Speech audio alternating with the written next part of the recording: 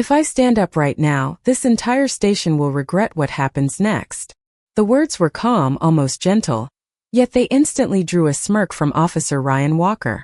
He stood in the aisle of the northbound Federal Rail line as morning sunlight flashed across the train windows. Around him, passengers pretended not to listen while secretly paying attention to every word. The man who had spoken sat alone beside the window near the center of the car. He appeared to be in his late 50s, dressed in a simple charcoal jacket, dark slacks, and polished shoes that had clearly seen years of use. A thick folder rested on his lap. Several pages filled with legal notes peeked from between its covers. Nothing about him looked threatening. Nothing about him looked unusual. Yet somehow he had become the focus of the entire train. Is that supposed to be a warning? Ryan asked. The man looked up from the folder. His expression remained composed. No, officer. It is a prediction. A few passengers exchanged nervous glances. Ryan folded his arms. Earlier that morning, a traveler had approached train staff claiming the man had been watching people too closely, taking notes and behaving suspiciously. The report had eventually reached transit police. Now Ryan was following procedure. At least that was how he saw it. The man closed the folder carefully. May I ask what exactly I am accused of? Ryan glanced at his partner, Officer Daniel Brooks. Daniel shrugged slightly. They still had no clear answer. Only concerns. Only assumptions. Only a complaint from a passenger who now sat 3 rows away watching the scene unfold. We are investigating a report, Ryan said. That is all. The man nodded. And until then? Until then, I need cooperation. The man smiled faintly. You already have it. He handed over his ticket without hesitation. Ryan examined it. The ticket was valid. First-class upgrade. Paid in full. No issues. He checked identification next. Marcus Bennett. Everything matched. Yet something about the situation continued bothering him. Marcus did not look nervous. Most people became uncomfortable when questioned by police. Marcus looked mildly inconvenienced. Nothing more. The train rolled through the Pennsylvania countryside at nearly 70 miles per hour. Outside, fields and small towns passed beneath a pale blue sky. Inside, the atmosphere tightened with every passing second. Marcus rested his hands on the closed folder and waited. Ryan studied him. What kind of work do you do? Marcus answered without hesitation. Law. Ryan raised an eyebrow. Attorney. Something like that. The answer felt deliberately vague. Ryan did not like vague answers. Several passengers were openly watching now. A woman near the aisle lowered her phone after pretending to read messages. An elderly man stopped reading his newspaper. Even the conductor seemed unusually interested. Marcus noticed the attention but appeared unconcerned. He turned his gaze back toward the passing scenery beyond the window. Ryan felt irritation growing. The man answered every question. He complied with every request. Yet somehow Ryan felt as though he was missing something important. Then Daniel leaned closer. You should probably look at this. Ryan accepted the tablet Daniel handed him. A detail had appeared during a background verification search. Small. Easy to overlook. But unusual enough to raise questions. Ryan stared at the screen. Then he looked back at Marcus Bennett. For the first time that morning, he became convinced the complaint might not have been a misunderstanding after all. For the first time that morning, he became convinced the complaint might not have been a misunderstanding after all. Ryan Walker stared at the tablet while the train continued racing north along the tracks. The screen displayed a notation connected to Marcus Bennett's travel history. It was not a warrant. It was not a criminal record. In fact, it was not even a violation. Yet the entry was unusual enough to capture attention. Marcus had traveled repeatedly between several major cities over the previous 6 months. Washington, Philadelphia, Baltimore, Richmond, New York. The pattern appeared frequent and deliberate. Ryan looked up. Marcus remained seated beside the window, calm as ever. Sunlight flashed across the glass and briefly illuminated the silver strands in his closely trimmed hair. He looked more like a college professor than someone who belonged in a police investigation. Yet Ryan could not shake the feeling that something was being hidden. Mr. Bennett, Ryan said. Marcus turned from the window. Yes, officer? Ryan held up the tablet. You travel a lot. Marcus nodded. That is true. Business. Usually. Ryan waited for more. None came. Marcus returned to silence. The answer irritated him. Everything about the man seemed carefully measured. Every sentence stopped just short of revealing anything useful. Several passengers continued watching from nearby seats. A woman across the aisle pretended to organize papers inside her purse while listening closely. The conductor lingered near the doorway longer than necessary. Marcus seemed aware of the attention but remained focused on Ryan. Do you often take notes on passengers? Ryan asked. Marcus glanced at the folder resting on his lap. No. Then what are those notes? Marcus looked down at the papers. A faint smile touched his face. Work. Ryan folded his arms. What kind of work requires that many observations? Marcus looked directly at him. The kind that depends on understanding people. The answer only deepened Ryan's suspicion. Daniel Brooks shifted beside him. Sir, would you mind opening the folder? Marcus immediately handed it over. Of course. Ryan accepted it and began reviewing the contents. The pages were filled with handwritten notes, legal citations, highlighted sections, and detailed comments. Nothing appeared dangerous. Yet the material was dense, technical, and difficult to follow. Marcus watched quietly while Ryan examined each page. The train entered a tunnel, briefly darkening the entire car. Reflections replaced scenery in the windows. For a few seconds, Ryan could see everyone watching. Curious faces. Concerned faces. Judgmental faces. Then sunlight returned as the train emerged on the other side. Ryan flipped through another section of documents. Something caught his eye. Several pages referenced federal statutes. Others referenced appellate decisions. One document contained annotations written in exceptionally precise language. Marcus noticed Ryan slowing down. Finding anything interesting? He asked. Ryan ignored the question. You said you work in law. Yes. Attorney. Marcus paused. As I said before, something like that. The response felt almost intentional now. Ryan handed the folder back. You understand why that sounds evasive. Marcus accepted the papers and carefully organized them. Perhaps. Ryan glanced again at the tablet. Another notification had appeared from the verification system. Small. Routine. Easy to miss. Yet it made him narrow his eyes. Marcus noticed immediately. More questions. Ryan looked at him for several seconds. Then he made a decision. At the next station stop, I would like you to step off the train with us for additional questioning. The car fell silent. Even the wheels beneath the floor seemed quieter. Marcus slowly closed the folder. Then he looked out the window toward the approaching station platform and said something that made Daniel Brooks look up in surprise. Officer, are you absolutely certain you want to do that? Officer, are you absolutely certain you want to do that? The question lingered in the air long after Marcus Bennett finished speaking. The train began slowing as it approached the next station. Outside the windows, rows of parked cars and platform lights drifted into view. Ryan Walker held Marcus's gaze for several seconds. There was no challenge in the man's voice. No anger. No fear. Somehow that made the question even more unsettling. Ryan straightened his shoulders. Yes, I am. Marcus nodded once. Very well. He returned the folder to his lap and folded his hands over it. Around them, passengers exchanged quiet looks. The atmosphere inside the train car had changed. What had begun as curiosity was slowly turning into something else. Unease. The train rolled onto the platform and came to a smooth stop. A soft chime sounded through the speakers. Passengers stood and collected bags. Others remained seated, clearly more interested in what was happening near the center of the car. Daniel Brooks glanced toward Ryan. You still think it is necessary? Ryan lowered his voice. There are too many questions. Daniel did not argue, but he did not seem convinced. Marcus rose from his seat before either officer could ask. He slipped the folder beneath one arm and adjusted his jacket. The movement was calm and practiced. Ryan noticed again how unusually composed he remained. Most people in this situation asked repeated questions. Some protested. Others demanded explanations. Marcus did none of those things. He simply prepared to leave the train. The doors opened with a hiss. Cool morning air entered the car. Marcus stepped onto the platform.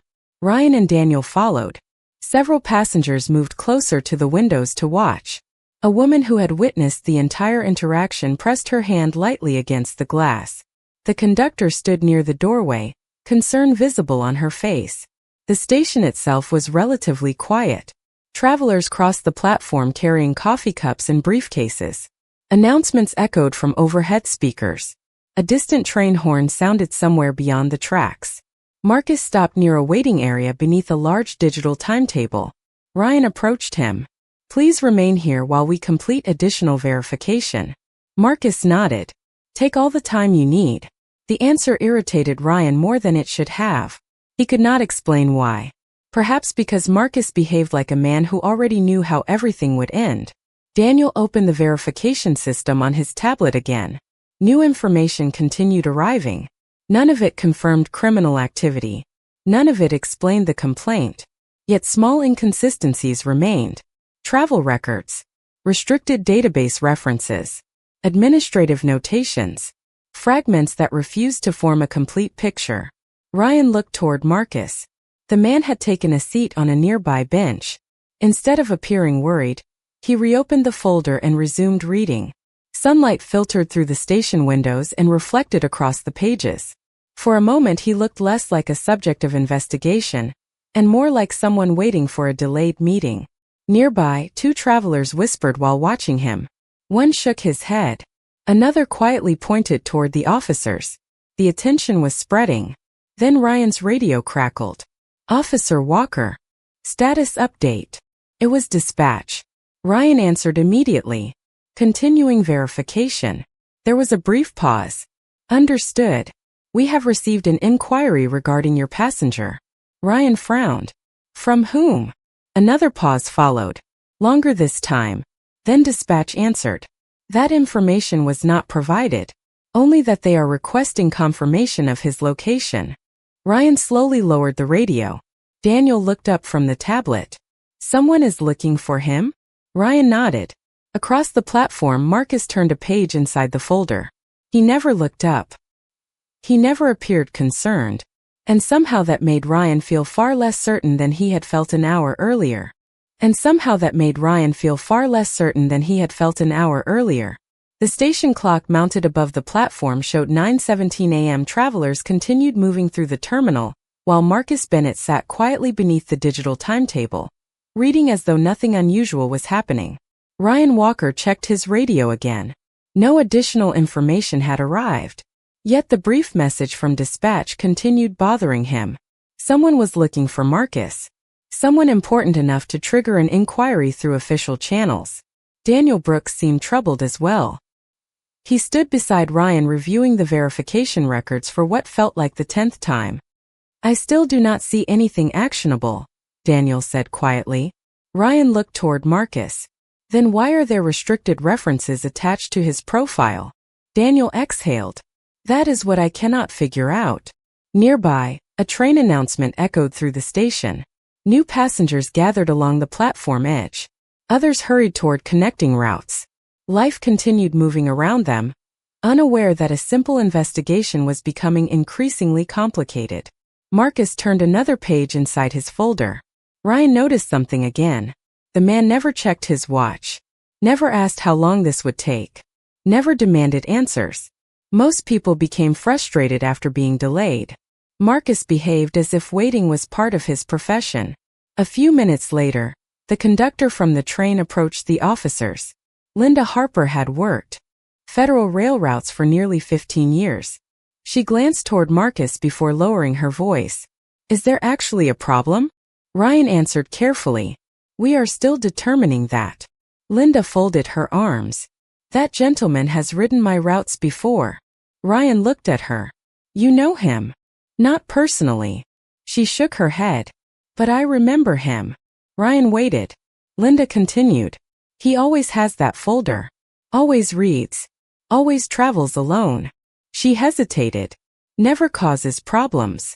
Daniel exchanged a glance with Ryan. The information should have been reassuring.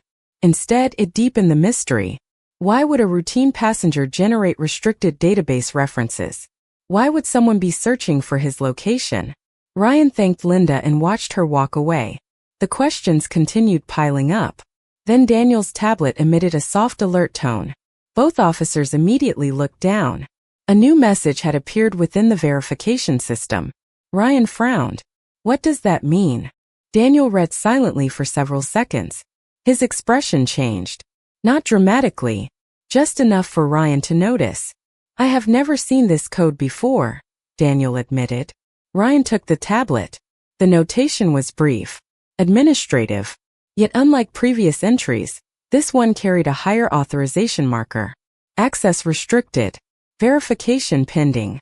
Contact supervisory authority. Ryan felt a knot form in his stomach. Across the platform, Marcus finally looked up from the folder. Their eyes met. Marcus offered a small, polite nod. Nothing more. No satisfaction. No smugness. Just simple acknowledgement. Ryan looked away first. Moments later, his radio crackled again. This time dispatch sounded noticeably different. More formal. More urgent. Officer Walker, stand by for transit command. Ryan straightened immediately. Daniel looked up.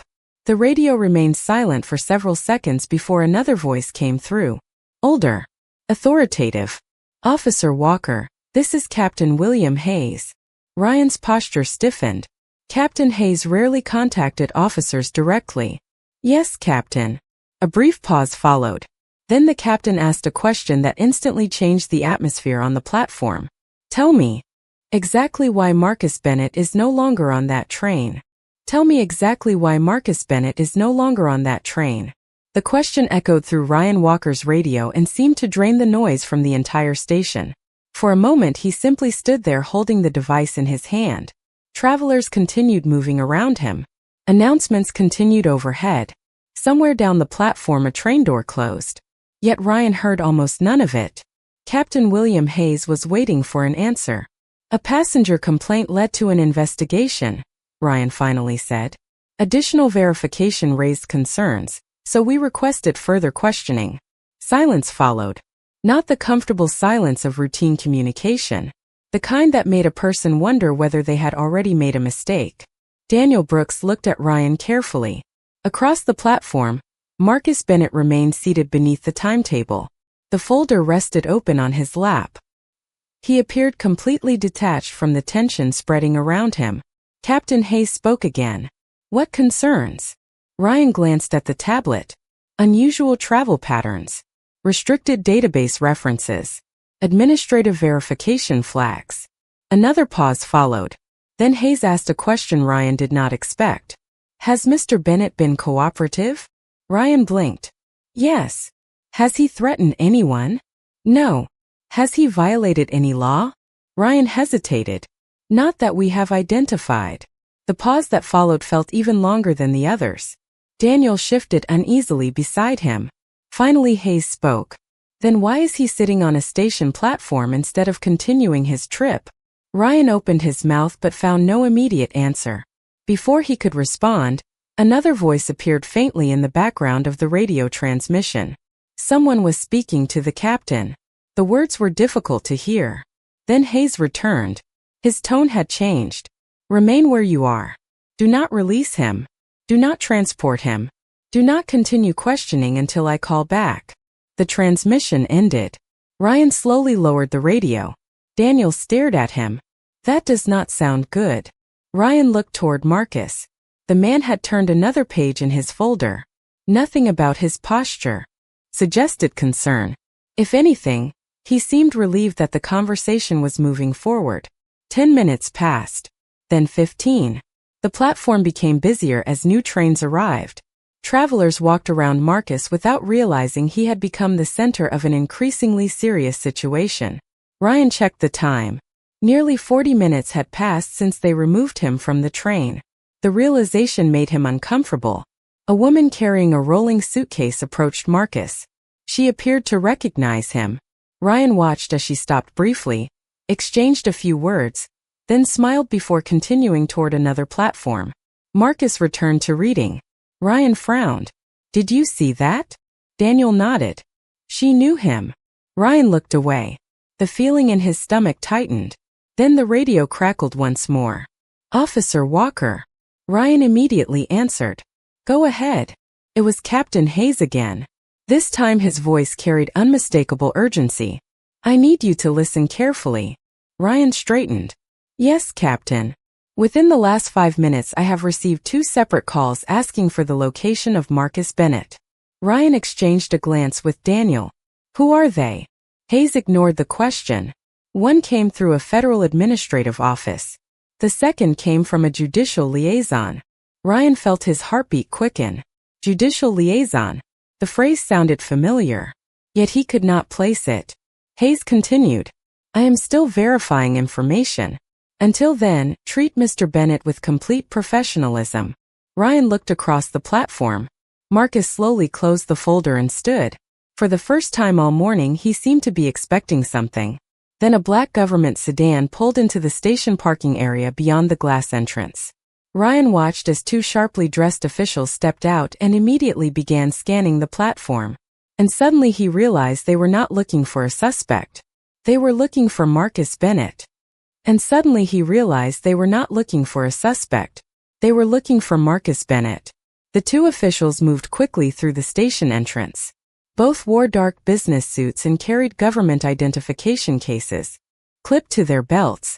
Their expressions were focused but controlled. They were not rushing because of danger. They were rushing because of importance. Ryan Walker watched them scan the platform. It took only seconds before one of them spotted Marcus standing beside the bench. Immediately both men changed direction and headed toward him. Marcus noticed them approaching and offered a polite nod. Nothing about his reaction suggested surprise. Daniel Brooks quietly stepped closer to Ryan. "He knows them." Ryan nodded. The observation was impossible to ignore. The first official reached Marcus and extended his hand. The exchange appeared professional and respectful. The second official spoke briefly while gesturing toward a phone in his hand. Marcus listened calmly. Then all 3 men glanced in Ryan's direction. Ryan felt his stomach tighten. Moments later his radio crackled once again. Captain Hayes was back. "Walker." "Yes, Captain." "Are the 2 officials on scene?" Ryan looked toward them. "Yes." Hayes exhaled slowly. It sounded less like relief and more like concern. "Good. Listen carefully. I finally received confirmation." Ryan waited. Around him, station announcements echoed through the terminal. Travelers rolled luggage across polished floors. Somewhere behind him a train departed with a low mechanical hum. Yet the platform suddenly felt very small. Very quiet. Hayes continued. "The reason you could not fully access portions of Bennett's profile is because certain information is restricted under federal authorization." Ryan felt a pulse of nervous energy move through him. What information? Another pause followed, longer than any before. Then Hayes answered. "That is what I am trying to explain." Daniel was watching him closely now. Across the platform, Marcus remained engaged in conversation with the officials. Hayes lowered his voice. "Walker, who initiated the complaint?" Ryan glanced toward the train where the original reporting passenger remained somewhere on board. "A civilian traveler. And all subsequent actions were based on that complaint? Combined with verification anomalies." Hayes sighed. "The anomalies were never indicators of criminal activity." Ryan closed his eyes briefly. The words landed harder than he expected. "Then what were they?" Hayes answered immediately this time. "Protected travel records." Ryan stared across the platform. Marcus had resumed holding the folder under one arm while speaking with the 2 officials.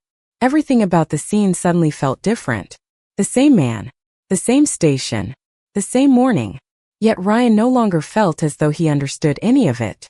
Then Captain Hayes spoke again. "Tell me something honestly." Ryan swallowed. "Yes, Captain." "Did Mr. Bennett ever refuse cooperation?" "No." "Did he become hostile?" "No." "Did he attempt to leave?" "No." Hayes paused. Interesting.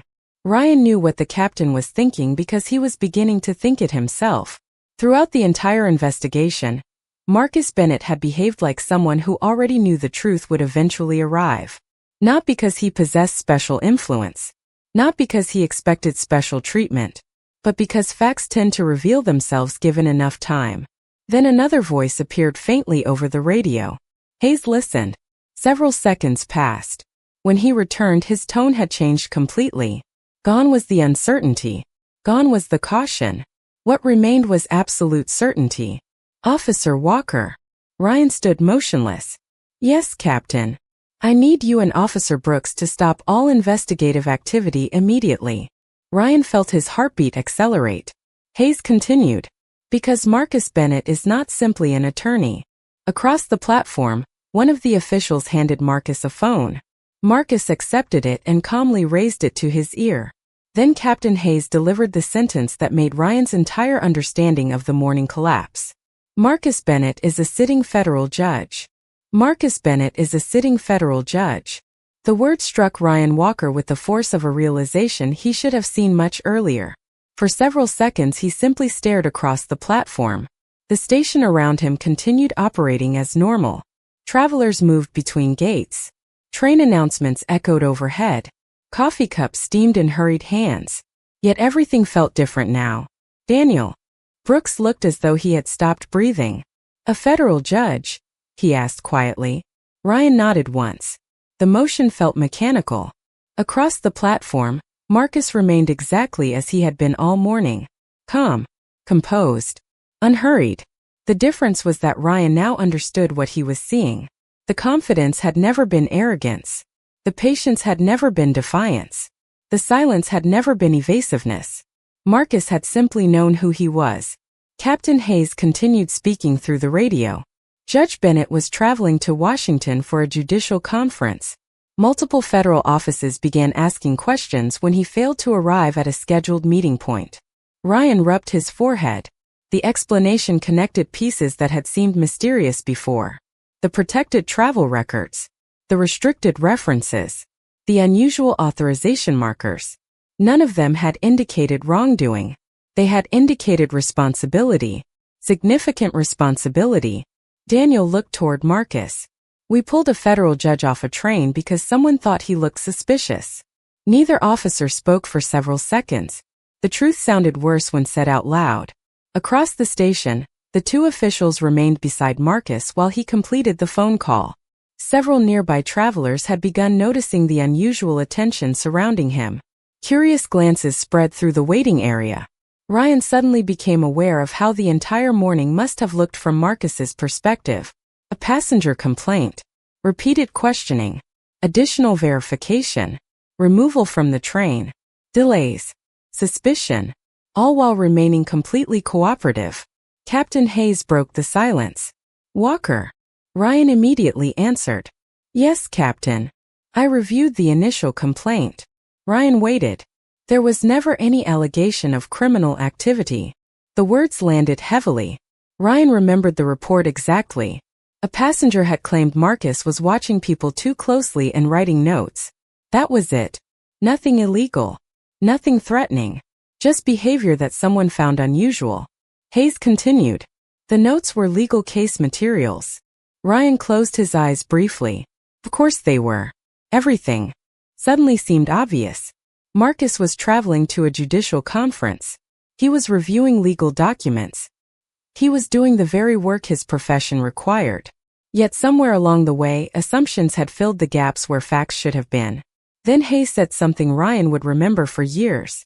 The problem with assumptions is that they often arrive dressed like certainty. The radio fell silent. Ryan slowly lowered it. Daniel looked at him. Neither man knew what to say. A few moments later, Marcus ended the phone call and returned the device to one of the officials. Then something unexpected happened. Instead of immediately leaving, he thanked them. Ryan could see it clearly from across the platform. A handshake. A polite smile. Gratitude.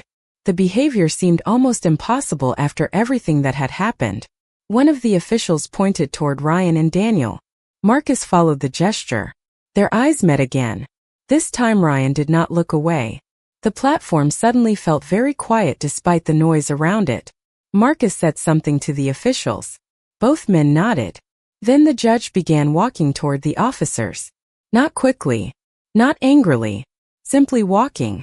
The folder remained tucked beneath one arm. His expression remained composed. Yet with every step he took, Ryan felt the weight of the morning becoming harder to ignore. Because for the first time since this began, the investigation was over. And now came the part that could not be solved by a database, a report, or a radio call. Now Ryan Walker would have to face the man he had spent the entire morning misjudging.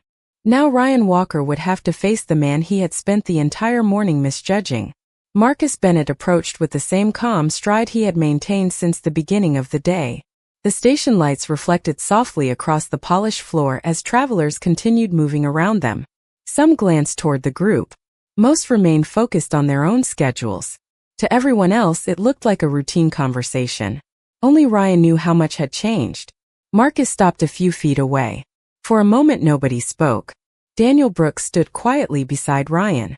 The two federal officials remained several yards behind the judge, allowing the conversation to happen naturally. Ryan finally broke the silence. Judge Bennett. The title felt unfamiliar leaving his mouth. Marcus offered a polite nod. Officer Walker. There was no hostility in his voice. No satisfaction. No attempt to embarrass anyone.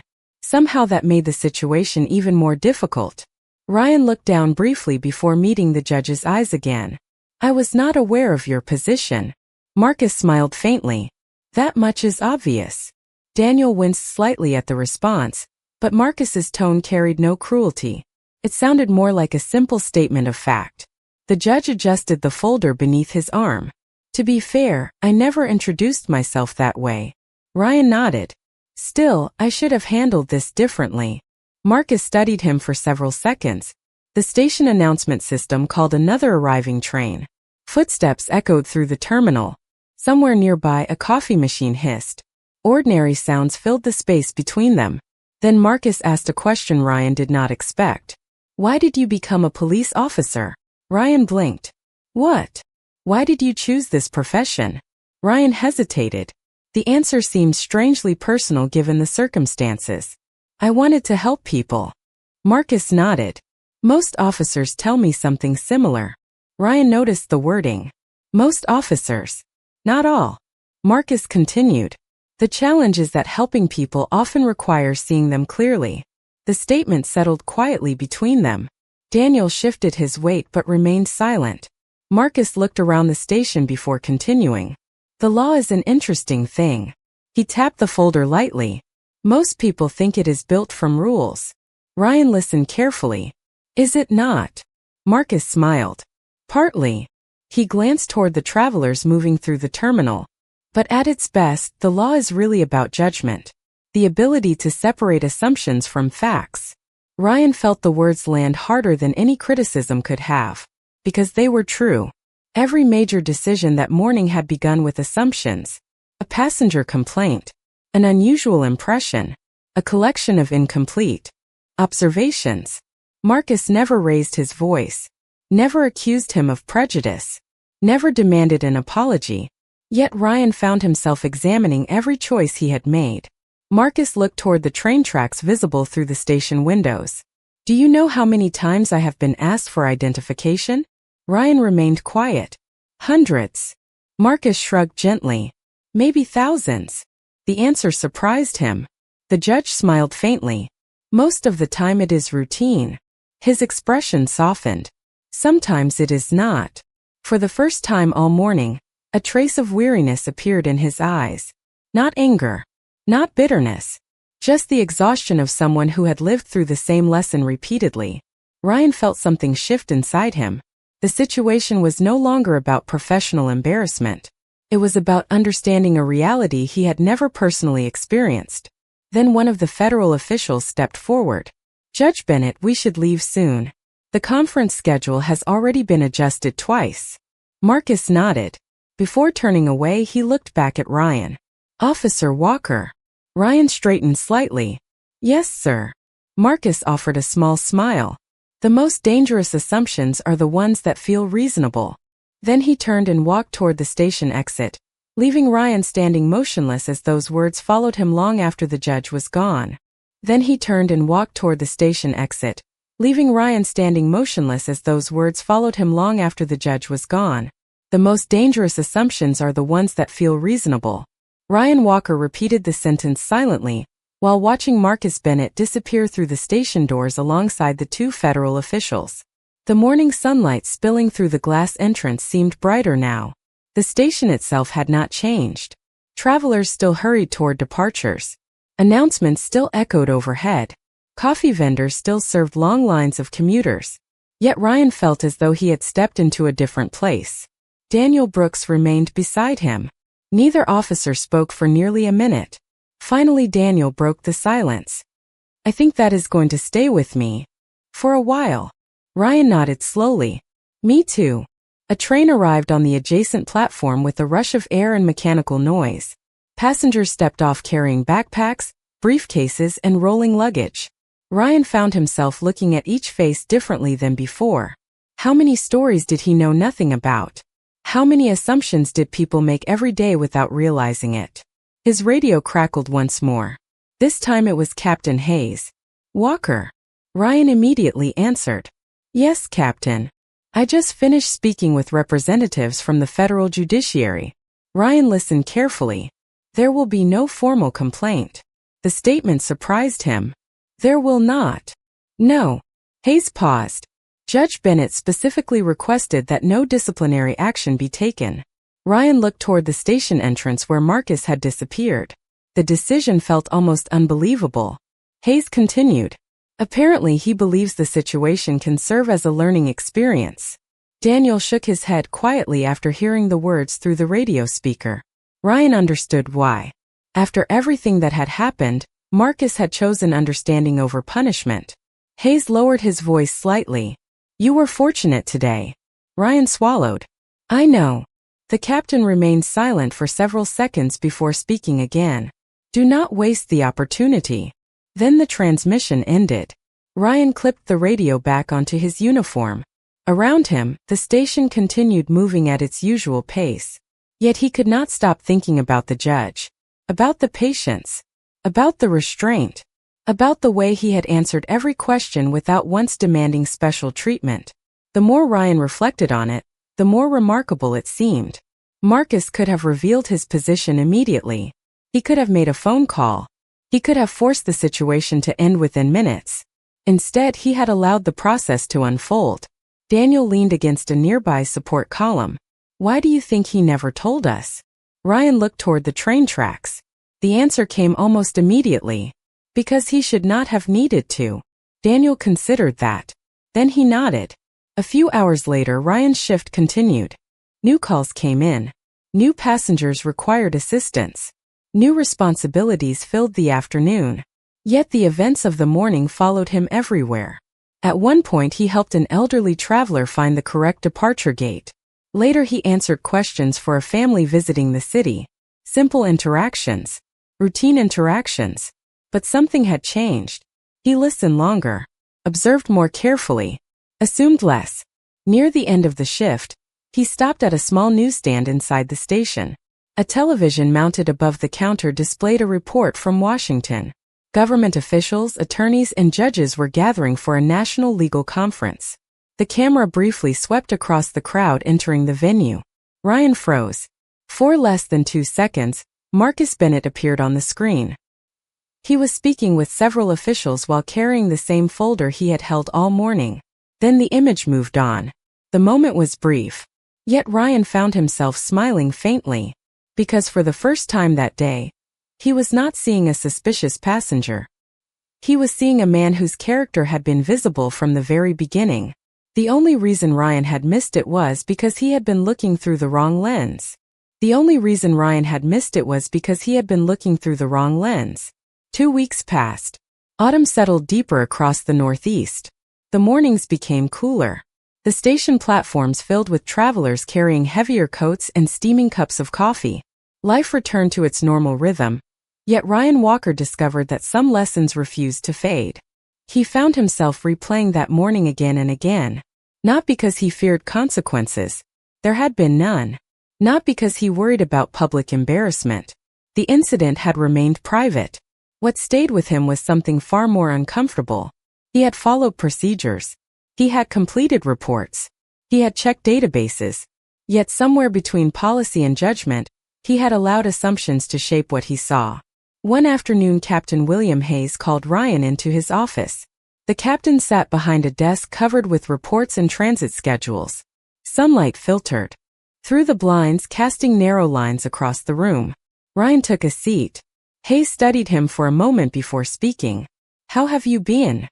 Ryan smiled slightly. "That sounds less like a supervisor and more like a therapist." Hayes chuckled. "Answer the question anyway." Ryan leaned back, thinking. Hayes nodded. "Good." The captain opened a folder. "Do you know what separates experienced officers from inexperienced ones?" Ryan expected a lecture about procedure. Instead, Hayes shook his head before Ryan could answer. "It is not knowledge. It is perspective." Ryan listened carefully. Hayes continued. "Most mistakes happen when people stop being curious. They think they already know what they are looking at." The words sounded familiar. Another version of the lesson Marcus Bennett had left behind. Hayes closed the folder. "You are a good officer, Walker." Ryan appreciated the compliment but remained silent. The captain pointed toward the station visible through the office window. "Every person down there is carrying a story you cannot see." Ryan followed his gaze. Hundreds of travelers moved through the terminal. Business executives, students, families, retirees, construction workers, tourists. Every face revealed only a fraction of the truth. A few days later, Ryan received an invitation he did not expect. It arrived through internal channels and contained only a brief message. National Judicial Leadership Conference. Public panel discussion. Washington, D.C. Guest attendance approved. Attached at the bottom was a list of speakers. Ryan stared at one name. Marcus Bennett. For several seconds he wondered whether attending would be awkward. Then curiosity won. The following week he traveled to Washington on his day off. The conference occupied a large federal building filled with attorneys, judges, educators, and public officials. The atmosphere felt formal yet welcoming. Ryan sat near the back of a crowded auditorium as panel discussions began. Several distinguished speakers addressed topics involving law, public trust, and civic responsibility. Then Marcus Bennett walked onto the stage. The audience immediately applauded. Ryan watched carefully. The judge looked exactly as he remembered. The same calm presence. The same measured movements. The same quiet confidence. Marcus spoke without notes. His voice carried easily across the room. He discussed fairness, responsibility, and the importance of listening before reaching conclusions. Then, near the end of the discussion, he said something that caused Ryan to sit forward in his chair. "The strongest institutions are not built on authority alone. They are built on humility. The willingness to accept that we may not know everything about the person standing in front of us." The audience nodded thoughtfully. Ryan felt those words settle deep inside him, because he knew they were not merely theoretical observations. They came from experience. They came from a man who had lived them. And as the applause filled the auditorium, Ryan realized that the lesson which began on a train platform was not finished yet. And as the applause filled the auditorium, Ryan realized that the lesson which began on a train platform was not finished yet. The audience slowly rose from their seats as the panel concluded. Conversation spread across the conference hall. Attorneys exchanged business cards.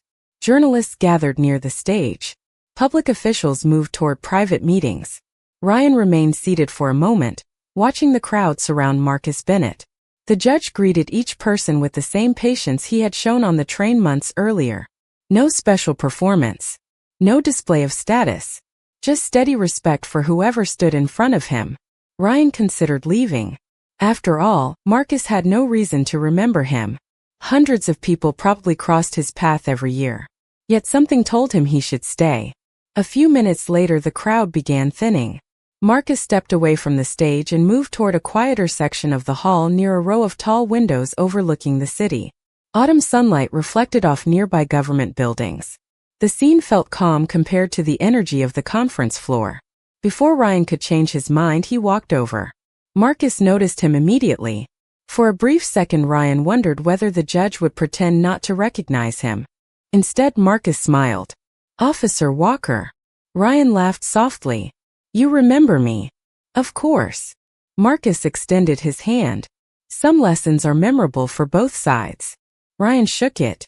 The gesture carried no tension, no resentment, only courtesy. They stood beside the windows as conference attendees passed behind them. Ryan looked out toward the skyline. I wanted to thank you. Marcus tilted his head slightly. For what?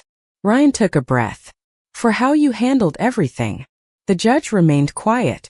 Ryan continued. Most people would have been angry. Marcus nodded slowly. Some would have been. You had every right to be. Marcus looked through the glass toward the streets below. Perhaps. Then he smiled faintly. But anger is not always useful. Ryan remembered the station platform, the endless questions, the assumptions, the delay. Yet Marcus had never responded with bitterness. Ryan finally asked the question that had stayed with him for weeks. How do you do that? Marcus turned toward him. Do what?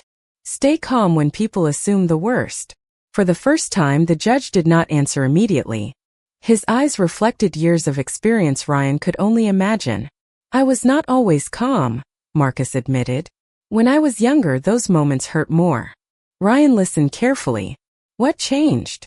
Marcus folded his hands. I realized something important. He glanced toward the conference hall. If I allow every unfair assumption to decide who I become, then other people are writing my story for me. The words settled heavily between them. Marcus continued. That does not mean the assumptions are harmless. They matter. They leave scars. But I choose what I carry forward. Ryan felt an unexpected lump in his throat, because for the first time he understood the weight hidden behind the judge's composure. It was not indifference. It was strength built over many years. Then a conference organizer approached and quietly informed Marcus that another session was beginning. The judge thanked her and turned back toward Ryan. Can I give you one piece of advice? Ryan nodded immediately. Marcus smiled. Never stop being willing to question your first impression. He adjusted the familiar folder beneath his arm. That habit will make you a better officer.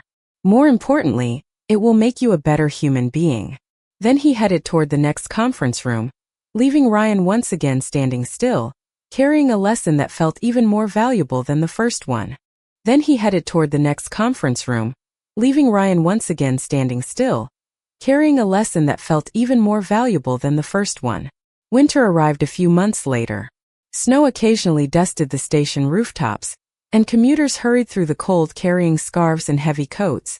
The train terminal looked different under gray skies, yet Ryan Walker often found himself thinking about the same conversation in Washington.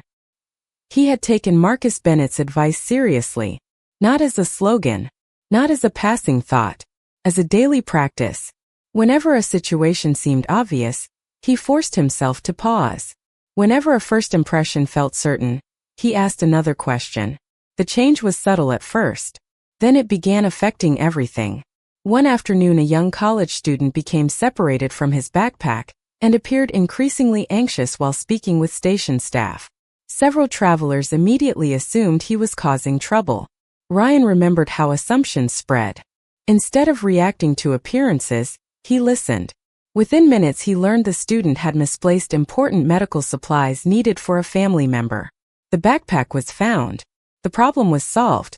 The relief on the young man's face stayed with Ryan for days. Another time, an elderly woman struggled to explain why she seemed confused about her travel itinerary. Others interpreted her behavior as suspicious. Ryan sat beside her, listened patiently, and discovered she was simply overwhelmed after a recent loss in her family. A few extra minutes changed the entire interaction. Little by little, he began noticing something important. Most people wanted the same thing: respect, understanding, a chance to be seen clearly. One snowy evening near the end of his shift, Ryan received an unexpected package through internal mail. It was a plain envelope with no special markings. Inside was a handwritten note. Ryan immediately recognized the signature. Marcus Bennett. The message was brief. It thanked Ryan for attending the conference and expressed appreciation for their conversation afterward. Nothing elaborate. Nothing dramatic. Yet one sentence stood out. Sometimes the most important growth happens when nobody is watching.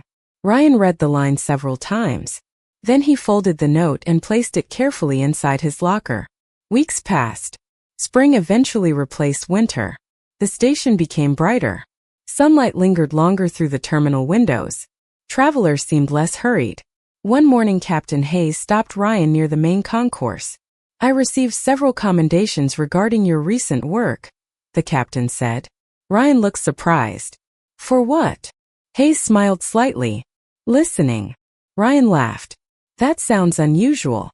"It should not be." Hayes adjusted his jacket. "People remember how they are treated." After the captain walked away, Ryan stood near the platform and watched another train arrive. Passengers stepped onto the station carrying luggage, briefcases, flowers, and gifts. Every face represented a story he did not know. Every person carried experiences hidden beneath the surface. Months earlier he might have noticed only what was visible. Now he understood how little that revealed. As the crowd flowed around him, Ryan remembered the man sitting quietly beside a train window with a folder on his lap. He remembered the assumptions, the questions, the misunderstanding. Most of all, he remembered the grace that followed. Because Marcus Bennett had been given every reason to respond with anger, and had chosen something better instead. And standing there among hundreds of strangers moving in every direction, Ryan finally understood why that choice mattered so much. Real authority was not measured by titles, influence, or power. Real authority revealed itself through character. And the man who had quietly taught him that lesson never needed to announce who he was for it to be true. And the man who had quietly taught him that lesson never needed to announce who he was for it to be true. Nearly a year after the morning that changed everything, Ryan Walker found himself standing on the same platform where he had once asked a calm stranger to step off a train. The station looked different now. New signs had been installed. Several storefronts had changed ownership. Fresh paint brightened the waiting areas. Yet certain memories seemed permanently attached to the place. The morning rush moved around him in familiar waves. Rolling suitcases rattled across the floor. Coffee aromas drifted through the concourse. Departure announcements echoed overhead. Ryan checked the time and smiled faintly. Another ordinary day. Or at least it appeared that way. Then a train arrived from Washington. Passengers stepped onto the platform and joined the moving crowd. Business travelers hurried toward exits. Families gathered belongings. Students adjusted backpacks. Ryan watched them pass just as he did every day. Then he noticed a familiar figure near the center of the crowd. A charcoal jacket. A well-worn folder tucked beneath one arm. The same steady walk. Marcus Bennett. Ryan laughed softly to himself. Some coincidences felt larger than coincidence. Marcus spotted him almost immediately. He changed direction and approached. "Officer Walker." Ryan extended his hand. "Judge Bennett." They shook hands. Neither mentioned the train. Neither mentioned the investigation.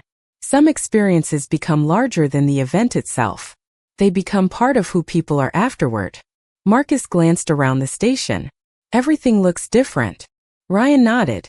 "Some things changed." Marcus smiled. "That happens." For a moment they simply stood there watching travelers move through the terminal. Then Ryan spoke. "You know, I still think about that day." Marcus looked at him. "I suspected you might." Ryan smiled. "It made me better." The judge studied him carefully. Then perhaps it served a purpose. A station announcement interrupted them. Somewhere nearby a child laughed. Sunlight streamed through the high windows and reflected across the polished floor. The moment felt strangely peaceful. Marcus looked toward the departing crowd. Most people think major changes happen because of dramatic events. Ryan listened. "What do you think?" Marcus smiled. "I think most real change happens through small moments people choose not to ignore." Ryan thought about that. A conversation on a platform. A question asked differently. A few extra minutes spent listening. Tiny decisions that slowly altered an entire perspective. Marcus checked his watch. "I should go." Ryan nodded. "Conference." "Always." They both laughed. Then Marcus adjusted the folder beneath his arm and started toward the exit. After a few steps he stopped and turned back. "Officer Walker." Ryan looked up. "Yes, sir." Marcus smiled one last time. "Keep looking beyond first impressions." Ryan returned the smile. "I will." Marcus nodded and continued toward the sunlight beyond the station doors. Ryan watched until the judge disappeared into the crowd outside. Then he turned back toward the platform. Hundreds of strangers moved around him. Hundreds of stories. Hundreds of lives he knew nothing about. Yet this time he welcomed that uncertainty, because he had learned something the hard way. Human dignity is not earned through titles. Character is not measured by appearances. And kindness is never weakness. As another train arrived and another wave of travelers stepped into the station, Ryan resumed his duties with a different understanding than the one he had carried years earlier. The world had not changed that day on the train. One heart had. And sometimes that is enough.